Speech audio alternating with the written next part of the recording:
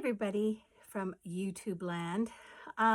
Today I'm going to start a quick tutorial on punch needle embroidery. I will go over kind of my tools of choice, and we're going to start this new project. I explained, if you're a Facebook follower, I explained it in my live this morning. Oh, now I'm bouncing you all around, sorry. And but I will explain it here. The pattern that I'm going to do is by Primitive Gatherings, and it is called Black Star Flower Farm. I love punch needle embroidery. I had done one years ago, long before I had the store. When I opened the store, I thought, well, this is handwork. I've got to get the supplies in. So I did, and I had them for quite a while before I thought, you've got to reacquaint yourself with punch needle embroidery. And then I fell in love. It's like when I used to do cross stitch and you couldn't put it down. That's what punch needle embroidery is for me. I start it and it's like, okay, just that. Yeah, this one section. Okay, well, I'm just going to finish this color. Well, I might as well. Right? Cross stitch is like that. So this finishes 8 inches by 8.5. Most punch needle embroidery patterns that I have are already printed on the weaver's cloth. So there's no tracing that you have to do, and it's ready to go. You have all your supplies, you get going. The only ones that don't for me are the Lori Holt. She's got 4 seasons: spring, summer, fall, and autumn, maybe fall, and winter. And you have to trace them yourself onto weaver's cloth. They're very basic. There's not a lot of detail. And I do have weaver's cloth by the meter. So we'll get started on this, and I'm going to tilt the camera down and hopefully have a good angle for you. Be right back. Hi. So my frame of choice is the Morgan lap stand, and I was fortunate when I bought mine years ago to get a 4-piece set. So this is the largest hoop, the next, and then I have 2 smaller ones. I can't find those anymore. I have brought in the 3 sizes, and I can't remember if they're 14, 10, and 9, 7. I can't remember. But I do have different sets of the Morgan lap stands. Just the Morgan hoop, no slip hoop would work. You just don't have it set up. You're going to have to hold the stand, which is really no big deal. So I'm going to put this together. I hope you can see. It comes with 3 little, 3 legs. Okay, I'm going to use this smaller one for my base. And the reason I'm doing that is because I'm fortunate to have the right size of hoop that I won't have to take my fabric out and readjust it. So my whole design, that's upside down, will fit in this hoop, and the fabric is big enough that it will also fit. I will get it in there. To me, this is almost the trickiest part, is getting it all in there. Now, because it has these legs, you'll have 3 little knobs. I have done it where I've set it all in, and then I've got part of the design going over the knob, which doesn't work because you can't punch through those. So this has plenty of room. So I'm going to get it on here, and then I'm going to pull it. Pull, pull, pull, pull. Of course, it's not going to hold it super taut because it's still loose. In the shop, I have these little tools called twisties. They aren't necessary, but they sure as heck save your fingers, and they can get your little wing nut very, very tight without killing your fingers. You can use pliers or whatever you have at home. why reinvent the wheel? So as I'm tightening, I'm pulling, because this you want as taut as a drum. When I did, if you're a Facebook follower, I had grabbed some fabric that I thought was weaver's cloth and did the those hearts that I did, the 3 kind of on top of each other, the big one in the middle. And I couldn't figure out why I couldn't get it taut in the hoop. Well, I think it was linen and it wasn't weaver's cloth.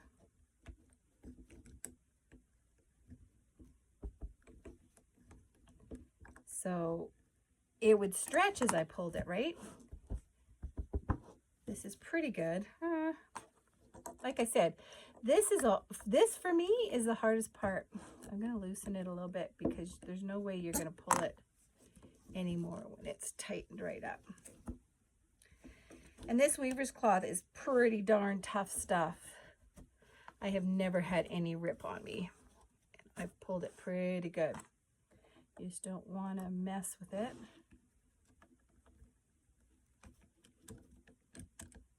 Am I loosening this? Yep. Righty-tighty. And you can tighten this as tight as it'll go. Because, oh, see? You have this little tool. Okay, I'll be back. You don't have to watch me struggle. Okay, I got it on. Sorry, sometimes when you're doing it in front of a camera, things don't work out well. Something I need to remind you of, when you're pulling this to get it into the frame, make sure you pull evenly on both sides. You don't want this line to, like, you know, your pattern to distort before you start punching. So it's pretty good. I probably am banging you around so much. Now I'm going to thread my needle. I use the Ultra Punch. I do have the Smart Punch that I haven't tried yet. I might try it with this. I might, why not, right? It doesn't matter. You're still using the same size of needle. This is the medium one.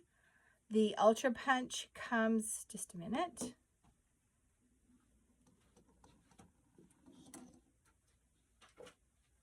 Sorry, I should edit that. The Ultra Punch comes with, there's a medium in there, and then there's 2, a small and a large. It comes with a spring because you need a different spring in here. There's already a spring in there, but it comes with a different one when you use the large needle. And it comes with 2 threaders and a wonderful instruction book that will go through everything I'm telling you today. So that's the Ultra Punch. This is the Smart Punch. It's just made by a different company. It too looks lovely. It's a bit thicker.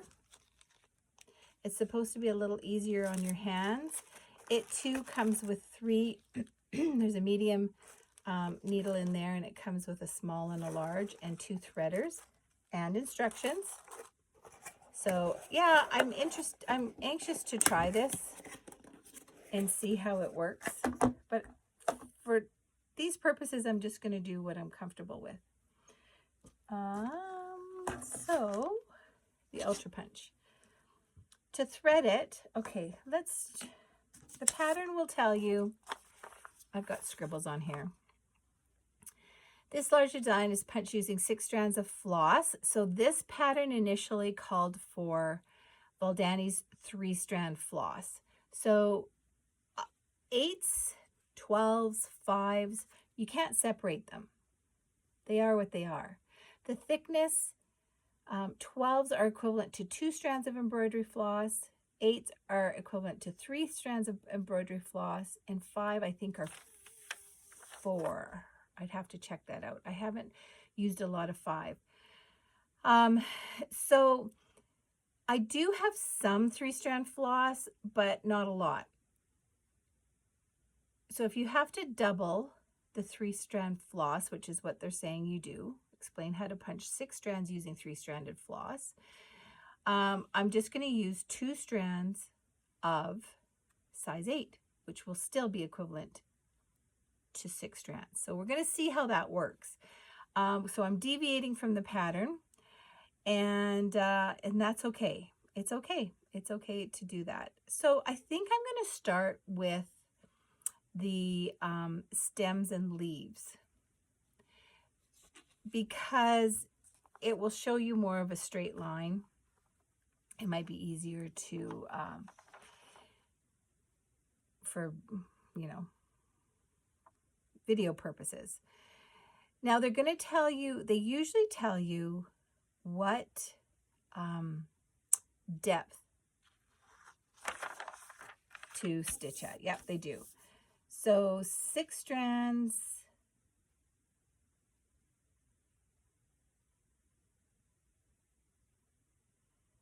you will, okay, it's telling you how to do the, 6 strands, so that's what I'm going to have. Medium needle and setting number 2. So that's setting number 2. It just comes in, you can go 1,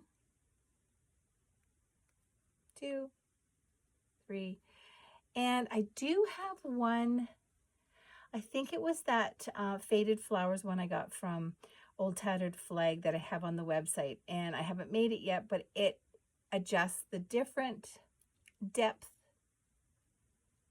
of the punching to give you more dimension on your, and I've never done that. Everything has always been at 2 for me.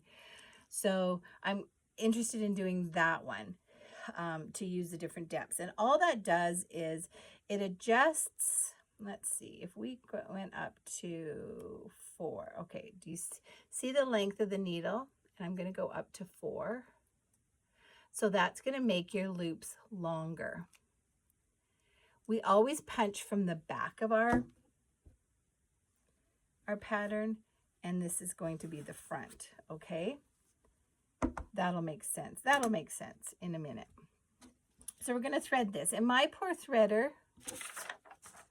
has seen better days. But what you do is you come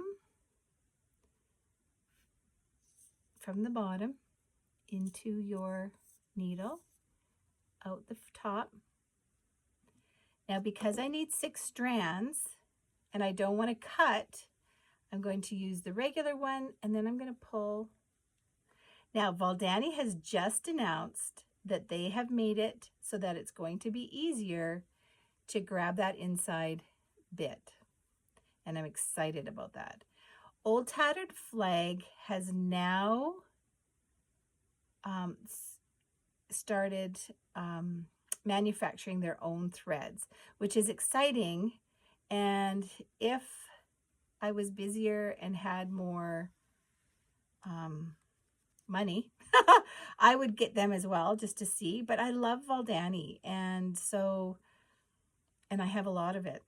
Okay, so now I have coming from the inside as well as the outside. So that has now given me 3 strands times 2, 6 strands. So we're going to thread through the threader. Okay, so I've got both strands in there, and I'm going to pull all the way down. Okay, so that's one part, and then the second part is you have to, you have to thread the needle. So you're going to have a beveled edge where your thread came out of, and you're going to have the hole. So you're going to move those out of the way. You're going to put your threader in the back, not the end where your thread came out, but the back side.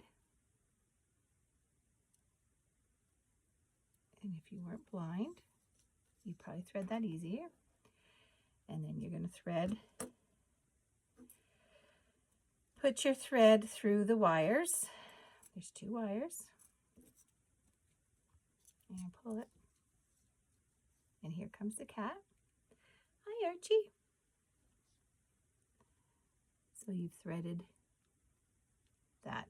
Now you don't need that big of a tail because you're conserving your, Archie, really, you're conserving your thread. But now you can do this whole, Archie, you can do this whole thing without, you don't have to cut it unless you're moving your space to a different space. So let's do the stem. Can you see? So you're going to, I always just kind of hold them. I don't know why. You're going to go all the way down. You don't want to leave any space between your punch and the back fabric. I lead with my bevel edge, so my bevel edge is going the direction that I'm punching. And I just barely lift my needle up.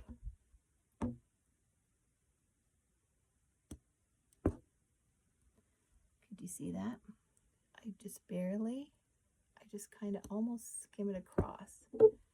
I go maybe the width of the fabric, or the thread. I'm trying to stay in a straight line. All the way down, up, all the way down. If you pull up too high off your fabric, your loop on the other side is going to shorten. I'll show you the loop in a minute. This is kind of a terrible color to have done this in.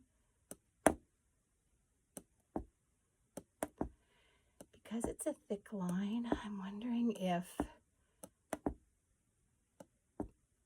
and you can go zipping up here. Okay, here. Now this is obviously a flower, so you don't want this color. I hold with my fingernail my thread as I'm pulling this up, and then I use my curved scissors to cut it. Boop. There you go. That's it. I pull this back because I don't want to waste that much thread, and I'm going to continue on all the way down where I was.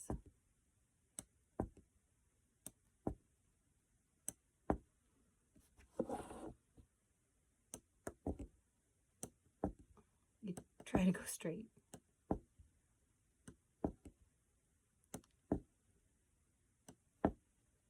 So I'm leading with my beveled edge. My beveled edge is going forward. Any direction that oh, see what happened? Okay, so what's happening here is my loops aren't staying in. Do you know why? Is because my thread is a bit taut. If there's any resistance whatsoever, your threads will not hold the hoop.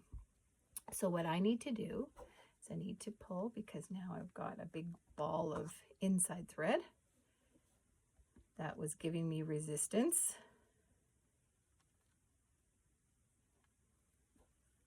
Okay, I'm just going to kind of straighten it out, make sure where my beveled edge is, and I keep wanting to make a line on my punch.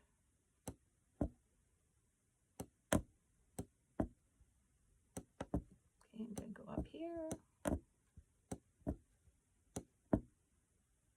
Now these leaves are also this color. I could be doing a leaf. Maybe I will in a second. So barely lift it up. So yeah, if you ever notice that your loops aren't staying down, your thread is probably caught on something. 9 times out of 10, it's the wing nut on your hoop, or it's underneath because you've turned. Okay, so here is this. Now, it looks horrible. It looks absolutely horrible. You're going to, when you snug up your next color, it makes it look so much better. So I'm kind of glad I showed this to you, because you're going to be like, oh, it looks horrible. Yeah, it will. It absolutely will. Hints. Hoop flies apart. You can straighten your stitches. Yeah, most people stitch too close together. Okay, so let's do, sorry for the wiggly. We're going to do a leaf. I like to outline. Can you see?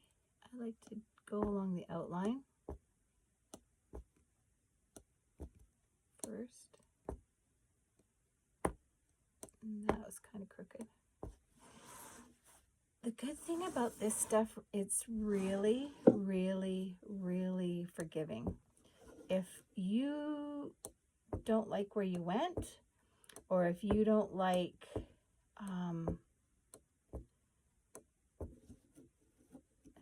I don't know, anything, or if your loops didn't stick, you just pulled them out, if you remember me doing that. So then I go beside my last. I don't go on it. I just go beside it.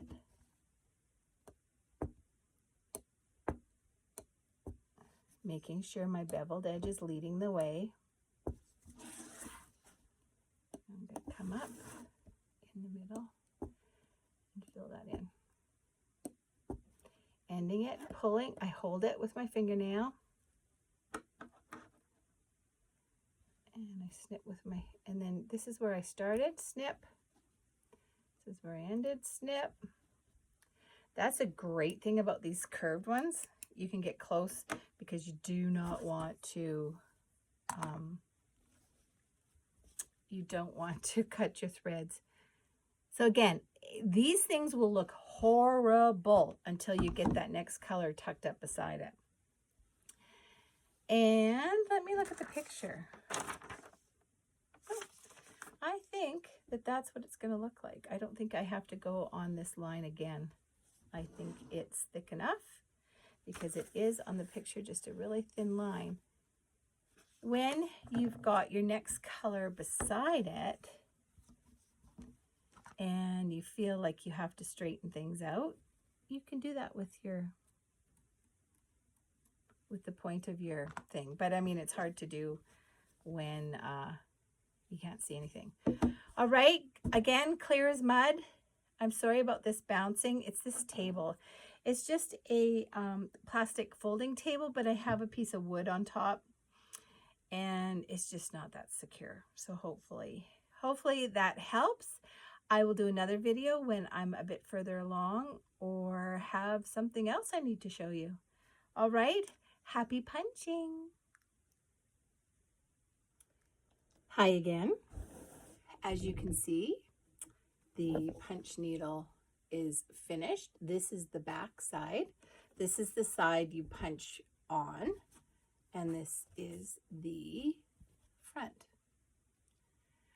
I'm just going to show you, I've kind of done it already because I'm impatient and I just have to do it.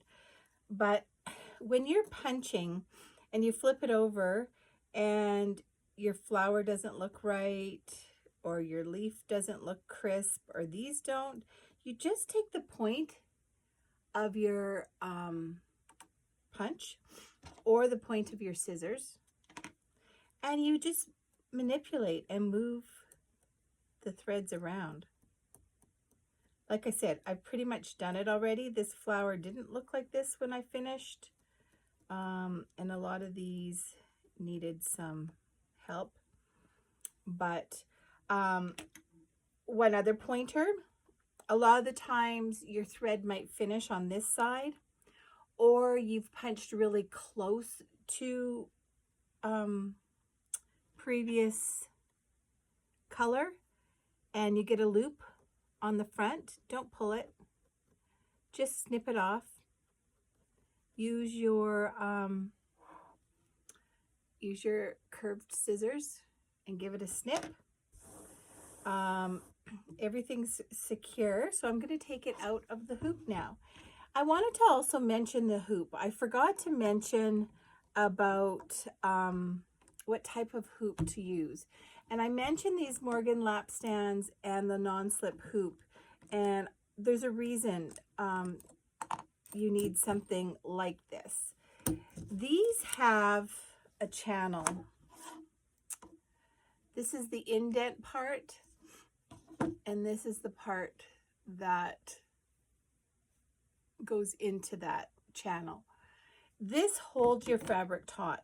Regular embroidery hoops will not work for this unless you somehow, I don't know, rig them up. I've never done it. I don't know what you can do because you'll still have a smooth surface. So this is why I mentioned these hoops. Again, they're an investment, but I've had mine for years. I don't even remember when I got them. It would have been probably at least 10 years ago. And because I have the various sizes, now this hoop, you can use it like this if your project is smaller and will fit inside this size of hoop, or yeah, you can mix and match the. So here is Black Star Flower Farm completed. You can look and see I've got a little something sticking up here. I'm just going to snip it.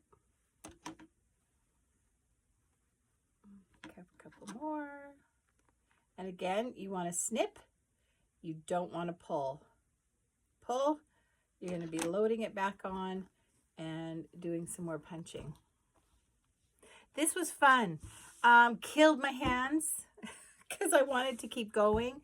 I had said previously that these are addicting to me and I just want to keep going.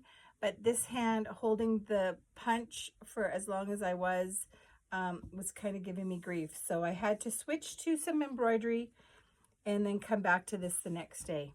So here it is. I hope that helps. Let me know if you have any questions, and happy punching.